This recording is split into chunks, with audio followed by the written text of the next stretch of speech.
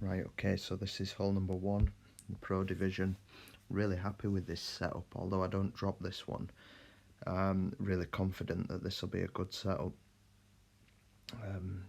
because this is the first time that I've played this. So I'm playing 3 backspin and 3 left spin, and I'm setting up right there. So just getting my ball guide to just end in the hole. Got to be careful that it doesn't pop through the hole like that. So ball guide just in the hole, and I'm looking for a gap right there between the yellow bullseye and this rough line. So I want to make sure that there's a nice gap there. Don't get too far forwards. You can also look at the blue ring just dipping into the bunker there. So that's my initial aim, and then what I'm going to do once I've found that position, there you go, I'm right in the middle there, so I'm happy. I then rotate the screen, so I rotate it so that this blue line here is directly sort of straight down, vertical.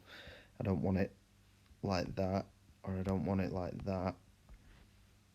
I want to make sure that I've rotated the screen so that it's a line directly back to the tee.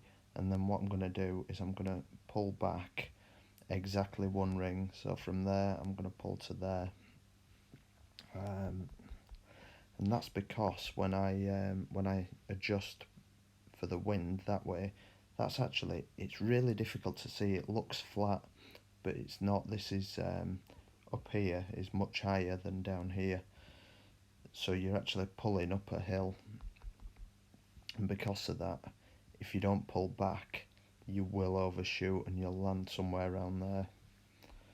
So I'm going to pull back exactly 1 ring, and then I'm going to rotate the screen so that the wind arrow is due north, and I'm going to adjust 5.9 rings for 5.5 wind, which is medium distance plus 20%. So be really careful to centre your ball correctly. You can see that's a really safe bounce like that, and you can see that it just misses, just slides by the right hand side. So that's the margin of error right there.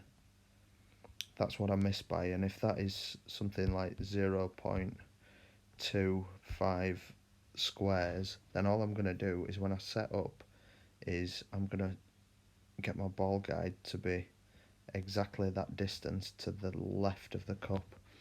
So 1/4 of a square to the left of the cup, and then play an identical setup. And I'm really confident that that's going to be the way to approach hole number one for the most consistent chance of a hole in one.